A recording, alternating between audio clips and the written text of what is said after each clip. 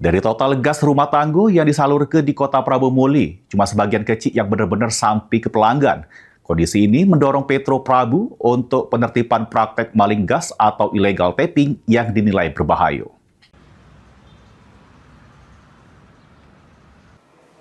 Sebanyak 70% gas rumah tangga punya Petro Prabu dinyatakan bocor. Artinya cuma sekitar 30% gas yang benar-benar sampai ke pelanggan.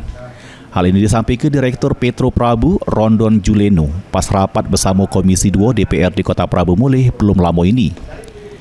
Dari tingginya angka kebocoran tersebut, sebagian disebabkan oleh praktek illegal tapping atau main gas rumah tangga oleh oknum masyarakat. Praktek tersebut berdampak jadi terganggunya pendistribusian gas rumah tangga, sehingga pasokan ke pelanggan jadi macet.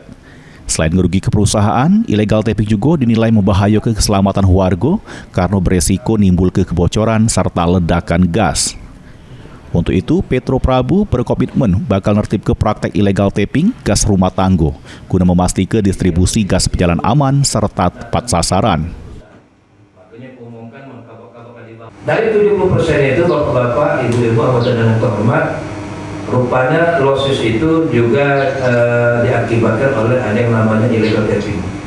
Jadi pencurian gas di Kota Prabu Muli itu banyak Pak Dewan yang kejadian seperti itu. Jadi illegal tapping di sini adanya pemasangan ilegal yang dilakukan oleh oknum-oknum masyarakat sehingga aliran gas kota tadi ke rumah-rumah penduduk itu agak tersendat. Nah ini mulai kita tertibkan masalah yang illegal tapping ini. Dengan langkah penertiban ini, Petro Prabu berharap distribusi gas rumah tangga bisa normal lagi serta aman bagi masyarakat. Angki Perkasa, PAL TV.